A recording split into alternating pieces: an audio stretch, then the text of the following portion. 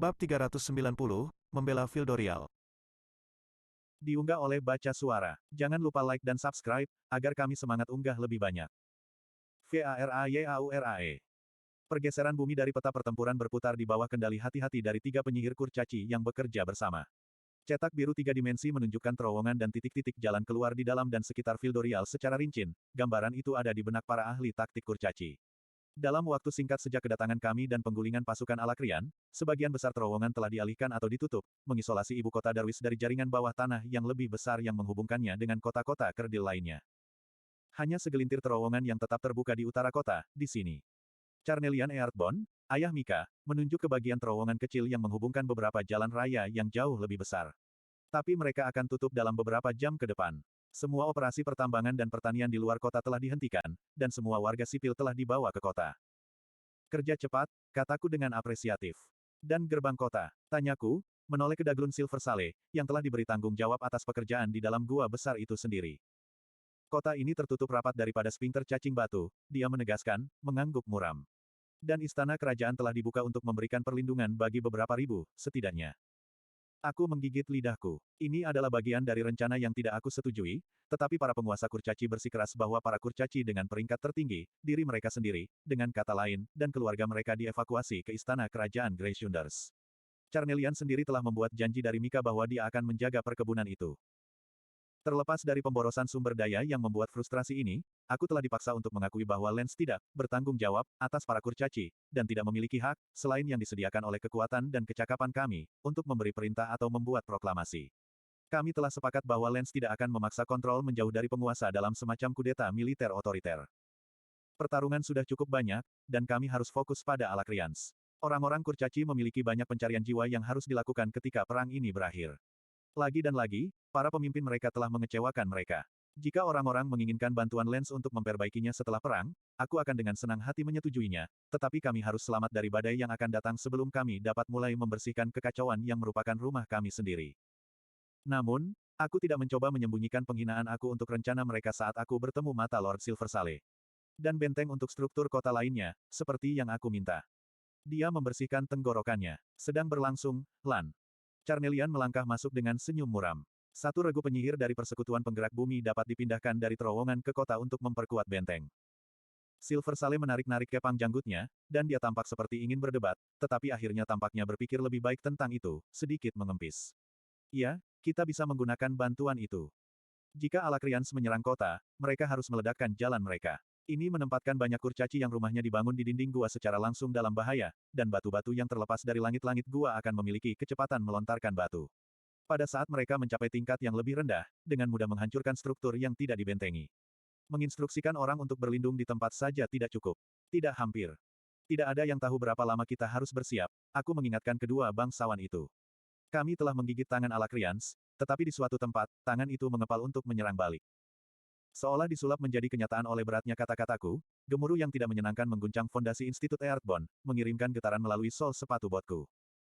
Charnelian bergegas ke pintu kamar dan melihat keluar ke aula. Suara panik bisa terdengar menggema di seluruh sekolah.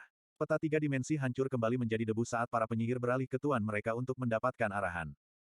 Posisi bertahan, kataku segera. Dapatkan pasukan penyihir ke terowongan utara itu untuk menyelesaikan penutupan mereka. Mereka akan berada tepat di garis tembak jika Alakrian datang dari utara, kata Charnelian, nadanya ragu-ragu dan bertanya dengan ringan, seolah meminta konfirmasi. Dan pertahanan kita dilanggar bahkan sebelum pertempuran dimulai jika terowongan itu tidak disegel, jawabku, sepenuhnya memahami risikonya. Ini bukan pertama kalinya aku mengirim tentara ke tempat yang kemungkinan besar akan menjadi kematian mereka. Dan nyalakan alarmnya, orang-orang perlu berlindung dimanapun mereka bisa. Menunggu cukup lama untuk melihat anggukan tajam pemahaman kedua penguasa, aku berputar dan terbang keluar ruangan, melalui serangkaian terowongan persegi, dan kemudian keluar melalui gerbang depan Earthbone Institute. Mika terbang dari tingkat yang lebih rendah, permata hitam di rongga matanya memberinya tatapan mengancam saat dia melotot melalui dinding batu ke arah gemuruh. Seseorang membuka terowongan yang diblokir, atau mencoba. Mereka pasti telah memasang salah satu perangkap selubung batu. Para kurcaci, tidak mengherankan, cukup mahir menyembunyikan segala macam jebakan licik di dalam terowongan rumah mereka. Bahkan jika Alakrians memiliki kurcaci di antara pasukan mereka, mereka akan kesulitan untuk menerobos dengan kasar melewati banyak rintangan yang telah didirikan Fildorians di sekitar kota. Pendekatan aura yang kuat membuat Mika dan aku berbalik secara bersamaan, tetapi hanya Arthur yang muncul dari gerbang Earthbone Institute. Saat dia berjalan dengan sengaja ke arah kami, aku tidak bisa menahan diri untuk tidak menatapnya. Mataku bergerak perlahan melintasi wajahnya saat aku mencoba, sekali lagi, untuk mencocokkan pria ini dengan anak laki-laki berusia 16 tahun yang pernah dia miliki. Rambutnya yang pirang gandum diatur melambai oleh kecepatan gerakannya sendiri, tergantung di sekitar wajah yang bisa dipahat dari batu, kelembutan mudah terhapus oleh cobaan perang ini. Namun, yang paling mengejutkan adalah matanya. Bola emas itu terbakar seperti matahari, tatapannya membawa kehangatan fisik, kekuatan mentah dan tak terdefinisi, setiap kali itu menimpaku. Kehadirannya yang tiba-tiba menyebabkan merinding di sepanjang bagian belakang lengan dan leherku, dengan tidak nyaman mengingatkanku akan bagaimana perasaanku di hadapan Jenderal Aldir. Kecil, TDK kuat, tanpa tujuan. Bagaimana situasinya? Arthur bertanya, berhenti di sebelahku. Aku memberi diriku goncangan mental sebelum menjawab. Gerakan di terowongan. Belum ada kabar dari para pengintai, tapi beberapa jebakan kami telah dipasang. Orang-orang Alakrian akan datang. Kalau begitu, ayo bersiap-siap untuk mereka, jawab Arthur, nada suaranya tak tergoyahkan. Setelah persiapan yang terburu-buru, Fildorial jatuh ke dalam keheningan yang tegang dan bergetar. Aku telah memastikan pasukan pertahanan bergerak ke posisi seperti yang diarahkan, kemudian jatuh kembali ke tikungan jalan raya terpencil yang mengelilingi kota sehingga aku bisa melihat seluruh gua sekaligus. Menonton, menunggu, tapi tidak ada tanda-tanda Alakrians. Belum. Tanda tangan mana yang mendekat menarik pandanganku ke atas, dan aku melihat saat Mika terbang melintasi hamparan terbuka untuk mendarat di sebelahku. Tuan dan keluarga mereka, serta beberapa penduduk penting terpilih, telah terlihat dengan selamat ke istana kerajaan, kata Mika, pipinya merah karena malu. Mika, maksudku, aku akan, menjaga istana.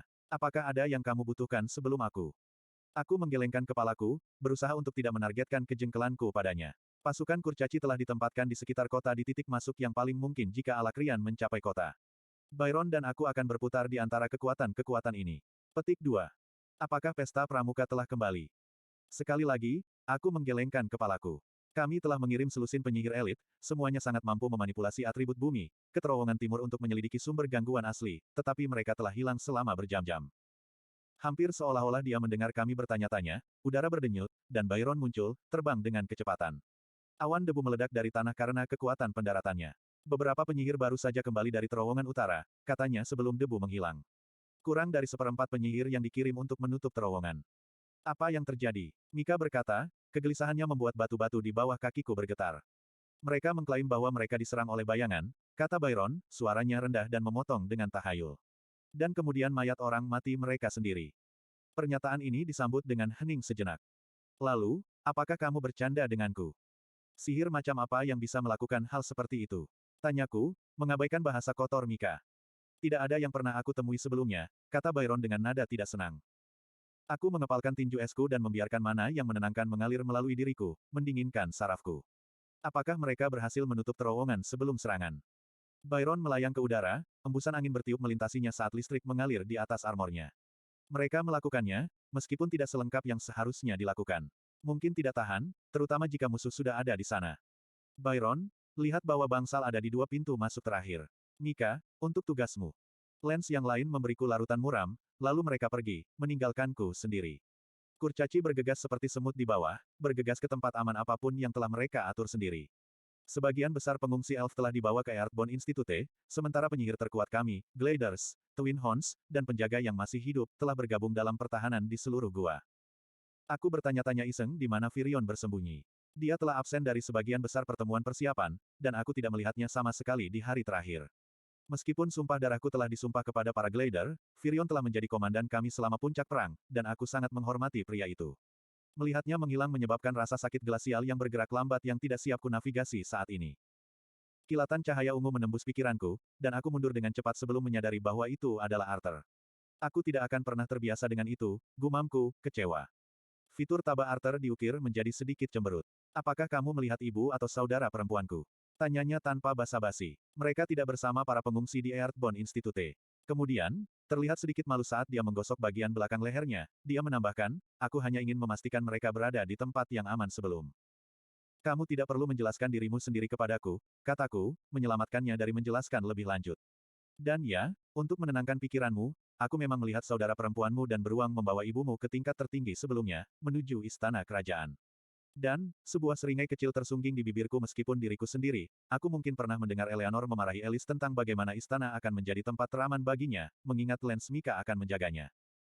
Kekerasan fitur Arthur santai, dan dia menghela nafas lega. Oh, bagus. Aku khawatir dia akan lari ke medan perang lagi. Aku berdeham, lalu mengalihkan perhatianku kembali ke gerakan di bawah. Aku benci menunggu ini. Arthur memberiku seringai yang sangat mengingatkanku pada anak laki-lakinya dulu. Apakah Jenderal Farai yang tidak bisa digoyahkan, mungkin, sedikit mengepak. Aku tertawa, terperangah dengan ejekannya. Aku tidak seharusnya begitu. Lagi pula, kita memiliki mantra Dewa Lens yang perkasa untuk melindungi kita. Senyum Arthur goyah, berubah menjadi sesuatu yang lebih masam dan, pikirku, bahkan sedikit pahit. Sebuah gelar yang aku tidak yakin pernah aku dapatkan, Lens Zero. Aku tidak mengharapkan penghinaan diri seperti itu, dan harus meluangkan waktu sejenak untuk mempertimbangkan tanggapan. Mudah untuk melupakan bahwa Arthur masihlah seorang anak laki-laki, sungguh, tidak lebih tua dari mungkin 19 atau 20. Meskipun dia memiliki kekuatan yang luar biasa, lebih dari yang bisa kubayangkan dengan aman, dia telah mengalami cobaan yang mengerikan dan rasa sakit yang luar biasa baik sebelum dan selama perang ini. Tapi kemudian, mungkin itulah yang membuat Lens, pikirku sebelum segera memotong diriku dan mengembalikan pikiranku ke percakapan yang ada.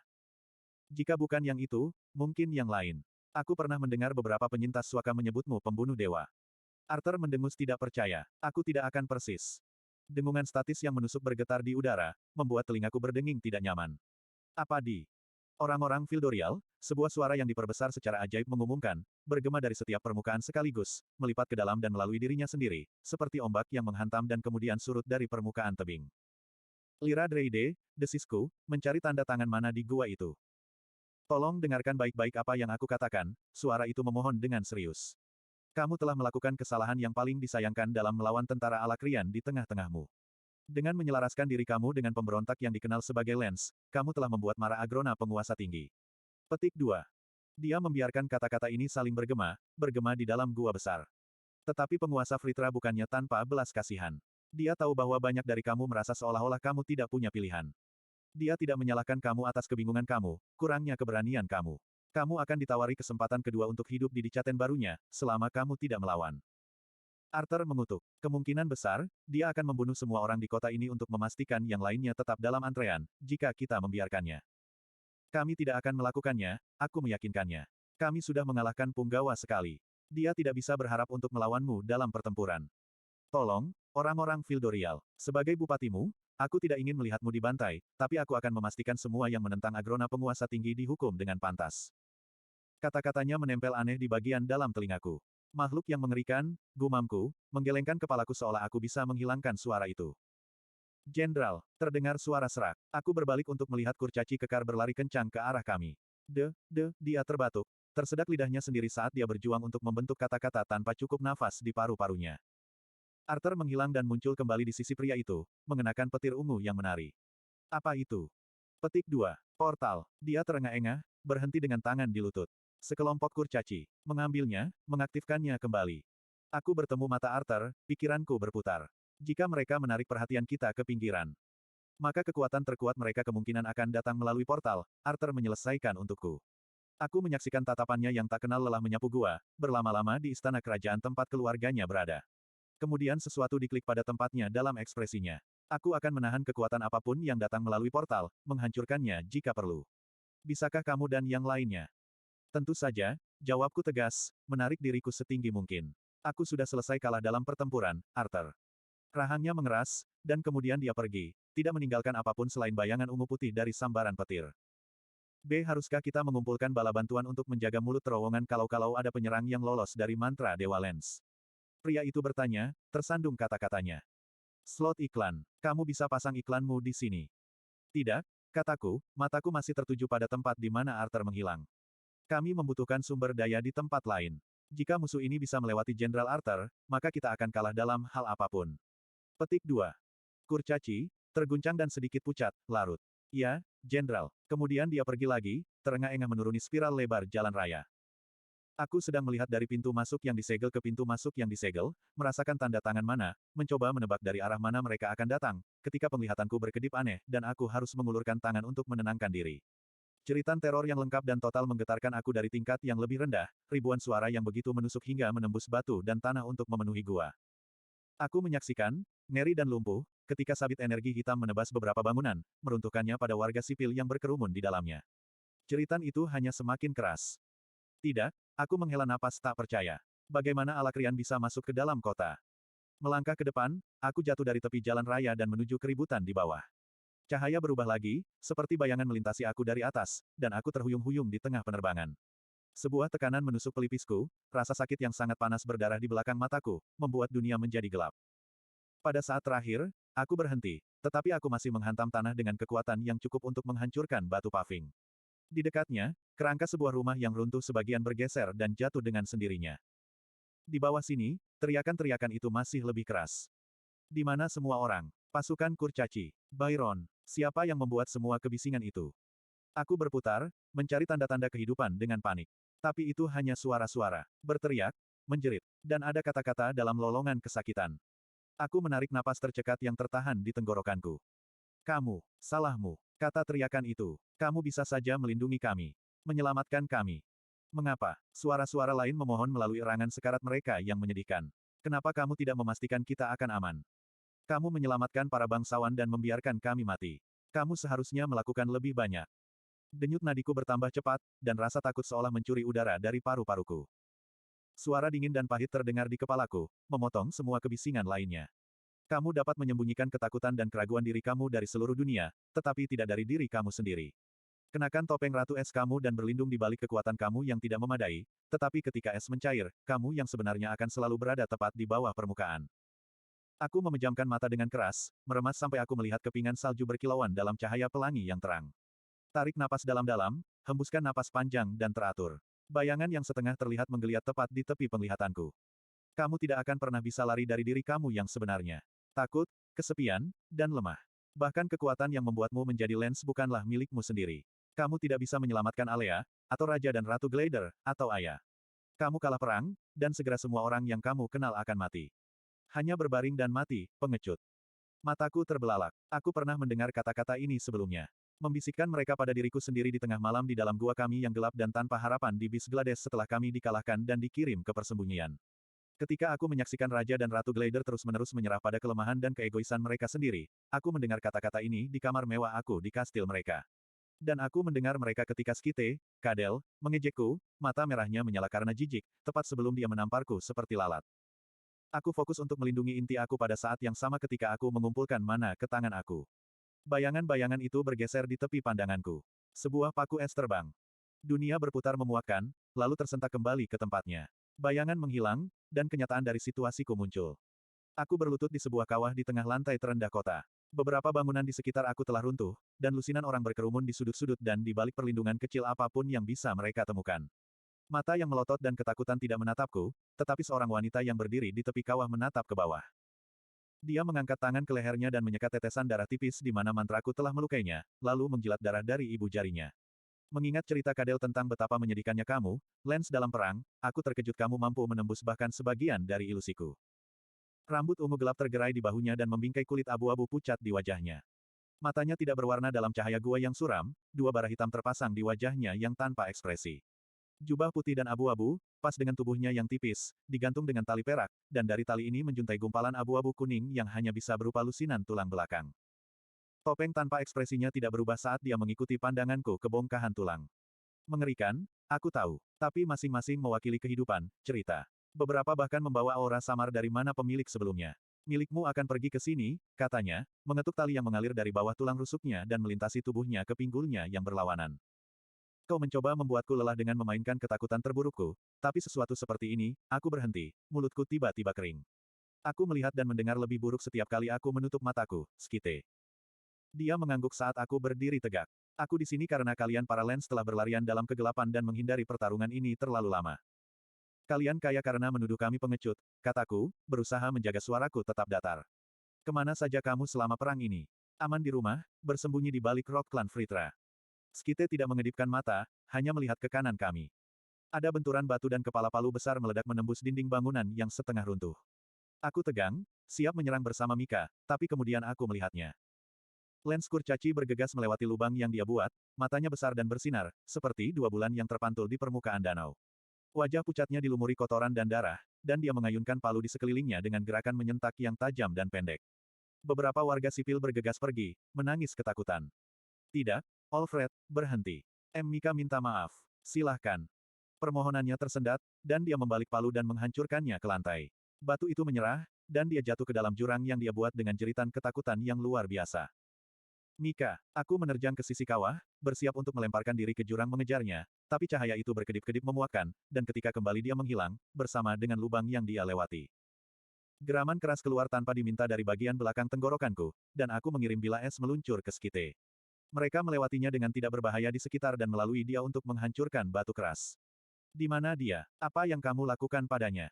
Aku menuntut, menyulap gudang senjata baru tetapi tidak membuang energi aku untuk menyerang lagi. Aku perlu mencari tahu apa kekuatan Skite ini, dan bagaimana cara bertahan melawannya. Kurcaci itu memiliki labirin setan batin yang sangat rumit untuk dinavigasi, katanya, sambil menggoyangkan jarinya. Ketika dia melakukannya, aku hanya bisa mendengar gemas suara Mika, seperti merembes melalui lantai yang kokoh, tapi aku tidak bisa menangkap kata-katanya. Kamu, di sisi lain, cukup sederhana, sungguh. Membosankan. Klise. Aku merasakan sakit putih panas di belakang mataku lagi. Mencapai ke dalam, aku menemukan kenyamanan dingin dari kekuatan aku menunggu aku. Es mulai terbentuk di sepanjang kulitku, mengalir dari tulang dada ke atas bahu dan kakiku, akhirnya menyelimuti kepalaku. Sentuhan itu menenangkan rasa terbakar dan meredupkan kekuatan dan suara Skite. Keluar dari kepalaku, penyihir. Melemparkan kedua tangan, aku mengirim berbagai paku dan pisau meluncur ke arahnya. Bayangan hitam menebas udara, dan proyektil meledak. Skite mundur selangkah, wujudnya tampak beriak saat dia melakukannya, membelah menjadi 3 gambar. Untuk satu momen yang mengerikan, sosok-sosok itu tampak seperti beberapa orang sekaligus, dan kemudian mereka memadat.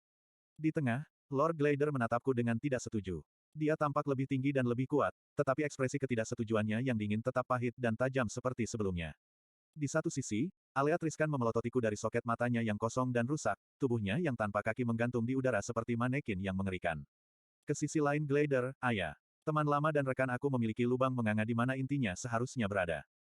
Kamu seharusnya yang terkuat di antara kami, kata ketiganya serempak, suara mereka bercampur menjadi hiruk-pikuk yang nyaring dan tidak bisa dikenali. Tapi kamu mengecewakan kami semua. Satu tangan Alea yang tersisa terangkat. 20 kaki ke kiri aku, ada angin kencang. 4 kurcaci, meringkuk di belakang troli yang terbalik, terangkat sambil berteriak ke udara. Mata liar mereka beralih ke aku untuk satu momen yang menghancurkan, lalu mereka meledak menjadi kabut merah saat tebasan angin hitam menghapus mereka dari keberadaan. Aku menggertakkan gigiku dalam kemarahan yang tak tertahankan, lalu mengulurkan tanganku untuk membungkus korban yang tersisa dengan penghalang es yang tebal. Kamu tidak bisa melindungi mereka, suara campuran itu berkata lagi. Berapa banyak yang ada di sana, sama seperti kita. Berapa banyak yang kamu gagal, berapa banyak yang telah kamu kirim ke kematian mereka. Sesuatu meledak dari tanah di antara kakiku dan memegang pergelangan kakiku. Aku melihat ke bawah dengan ngeri saat semakin banyak tangan yang mencakar tanah, meraihku. Aku mencoba terbang ke atas, tapi cengkeramannya menahanku. Kemudian kepala mereka bebas, dan aku melihat selusin kurcaci, baru saja mati, daging mereka pucat dan sobek, mata mereka buta dan luka tak berdarah. Kengerian menggeliat mengancam untuk merobek makanan terakhir aku dari isi perut aku, tetapi aku tidak bisa berpaling. Kau memerintahkan kami ke terowongan karena tahu kami akan mati, erang salah satu kurcaci di sekitar lidah abu-abu yang tak bernyawa. Bergabunglah dengan kami, gerutu yang lain, memamerkan giginya dan mengacungkan kapak berlapis lumpur. Ini adil, Lance. Kapak itu berayun, tetapi aku tidak memiliki kemampuan untuk mencoba memblokirnya. Ketika itu mengenai es di sekitarku, porosnya patah dan kepalanya terlepas, meninggalkan serpihan kecil di armorku. Berbeda dengan gambar Raja Glider, Alea, dan Aya, kapak itu bukanlah ilusi. Dia menghidupkan mayat orang mati kita dan menggunakannya untuk melawan kita. Maaf, gumamku, lalu menghela napas dalam-dalam. Kabut beku bergolak di atas dan di antara mayat-mayat yang berjalan, lalu membeku padat di tempat yang menyentuh kulit mereka, menyelubungi mereka dalam cangkang es. Aku menarik pergelangan kakiku bebas dari mayat pembunuh yang masih mencengkeramnya. Tangan yang mati itu hancur. Trikmu sudah basi, kataku, melakukan yang terbaik untuk mengabaikan ilusi saat aku mencari beberapa tanda dari Skite yang asli. Yang lain lebih lugas. Mereka tahu bagaimana cara berdiri dan bertarung. Aku memaksakan seringai sinis di wajahku. Apakah kalian semua kedinginan karena salah satu dari kalian dibantai? Aku mengangkat tangan tepat pada waktunya untuk membelokkan garis angin gelap, lalu melihat garis hitam menembus es yang menutupi tubuhku dan kemudian melalui lenganku, yang berdentang ke ubin batu yang pecah dan hancur. Bayangan menyatu di depanku, membentuk sabit pucat berambut ungu. Punggung tangan cakarnya runtuh di es di sekitar dadaku dan membuatku terlempar ke belakang. Aku merasa diriku melirik salah satu penghalang es yang melindungi sekelompok kurcaci yang berkerumun, lalu kehilangan semua rasa naik turun saat tubuhku memantul di tanah seperti batu yang dilompati. Di kejauhan, aku bisa mendengar tawa gabungan Aya, Alea, dan King Glider memudar. Dia tampak melayang saat dia mendekat, matanya yang gelap berisi lubang neraka yang mengancam akan memakanku. Ini sudah berakhir. Kakakku akan sudah menyelesaikan Thunderlordmu, dan kurcaci itu akan segera menyerah pada kekuatanku. Sedikit senyum muncul di sudut bibirnya untuk pertama kalinya. Dan jika kamu berpikir malaikat pelindung kamu dengan mata emas akan menyapu untuk menyelamatkan kamu, aku khawatir kamu sangat, sangat salah. Aku menarik diri dari debu dan membersihkan pakaianku, lalu menatap lurus ke matanya yang mati. Tidak ada alasan untuk terus meludahkan duri yang tidak berguna satu sama lain, kan? Tanah di bawah Skite meledak ke atas saat kepala naga yang seluruhnya terbentuk dari es biru tua merobek ubin batu.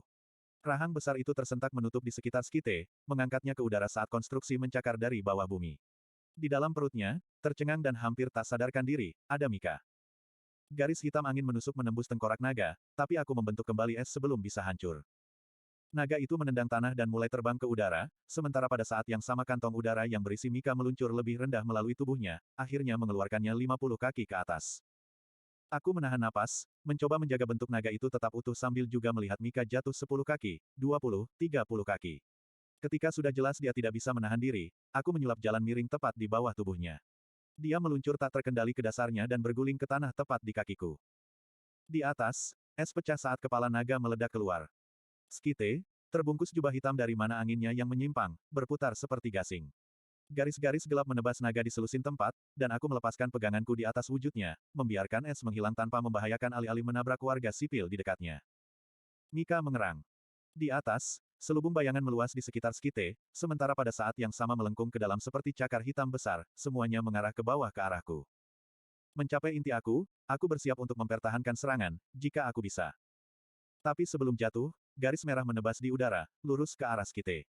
Kekuatannya menyatu menjadi perisai, tapi garis merahnya menembus. Dia memutar pada detik terakhir, menghindari rudal merah, tapi aku bisa melihat riak mengalir melalui mana dari lubang membara yang tersisa. Garis merah menyala berputar di udara dan terbang kembali melewati Skite dan melewati kepalaku. Aku berputar. Mengulurkan tangan, Byron menangkap tombak itu. Kilauan merah menodai rambut pirangnya saat tombak itu berkobar dengan cahaya internalnya sendiri. Namun, ketika cahaya itu memudar, aku menyadari bahwa bukan hanya itu yang menodainya menjadi merah. Byron berlumuran darah dari ujung rambutnya yang dipangkas rapi hingga tumit sepatu botnya. Dari luka yang bisa kulihat, itu sepertinya miliknya. Dia melangkah maju, mendukung sisi kirinya. Kakinya terseret dan lengannya tergantung lemas, tapi ada api yang menyala-nyala di matanya yang memberitahuku bahwa dia jauh dari menerima kekalahan. Askite, katanya, baritonnya yang dalam tegang karena rasa sakit dari banyak lukanya. Aku hanya mengangguk, melihat kembali ke wanita berambut ungu. Dia berjuang melawan agitasi yang berkembang dalam sihirnya saat bayang-bayang bergerak di sekelilingnya seperti laut yang dihempaskan angin. Tidak, yang lain, kata Byron, mencondongkan tubuh ke tombak untuk menghilangkan beban dari sisi kirinya. Aku melawan seorang wanita bertanduk dengan rambut putih. Ada dua. Batuk, Mika mendorong dirinya sampai ke lututnya. Darah menetes seperti air mata dari rongga matanya yang rusak. Inti tubuhnya terasa terkuras, dia telah menggunakan jumlah mana yang sangat banyak untuk bertarung melawan dirinya sendiri. Berhenti menatapku seperti itu, gerutunya, menyeka darahnya. Aku hidup, dan sangat kesal. Istana Kerajaan. Mika melambaikan tangan padaku. Pasukan Alakrian telah bergerak untuk memblokir rute pelarian, tetapi menahan diri dari kota. Tuan hanya dalam bahaya jika kita kalah di sini. Dengan sedikit goyah, seorang wanita kedua muncul di langit, terbang menuju yang pertama. Dua tanduk hitam tebal tumbuh dari rambut putihnya yang cemerlang dan melengkung keluar. Tangannya ditekan pada luka di sisi tubuhnya, cukup dalam untuk memperlihatkan tulang rusuknya. Tetesan darah berkilauan seperti batu rubi yang jatuh di bawahnya. Kau melawannya sendirian. Aku bertanya pada Byron, tidak mampu menahan rasa heran dalam nada suaraku. Byron mendengus. Tombaknya. Pukulan yang beruntung. Potong mananya, tapi hanya untuk sementara. Aku cukup ingat perasaan pedang merah yang mengganggu manaku saat kami kalah dalam pertempuran melawan Asura. Begitulah cara kami menahan mereka, kataku, mengulurkan tangan ke Mika. Aura keras jatuh seperti tirai besi di atas kami saat Mika menarik dirinya berdiri, dan aku mendengar penghalang es yang masih kufokuskan untuk dihancurkan. Orang-orang di bawah mereka berteriak. Trik dan tipu muslihat tidak akan menyelamatkanmu. Skite kedua berteriak, matanya yang merah darah menonjol di kepalanya. Skite berambut ungu telah mendapatkan kembali kendali atas mananya setelah serangan Byron, dan dia lebih stabil daripada rekannya, satu-satunya tanda dari emosi apapun adalah lubang hidungnya yang sedikit melebar. Tuskites, ini adalah pertempuran yang kami kalahkan sebelumnya, di Etistin. Byron melangkah ke sampingku, tombak asurannya tergenggam erat saat dia mengarahkannya ke musuh kami. Mika pindah ke sisiku yang lain, tidak bisa menahan kerutan di wajahnya. Aku mengerti, saat aku berjuang untuk mengabaikan cakar dingin keraguan dan ketidakpastian yang mencengkeram bagian dalam aku. Dan kemudian aku ingat Arthur, cara dia memandang istana kerajaan, mengukur keselamatan keluarganya sebelum mempercayakan kami untuk melindungi kota, dan kemudian apa yang telah kukatakan padanya. Aku sudah selesai kalah dalam pertempuran.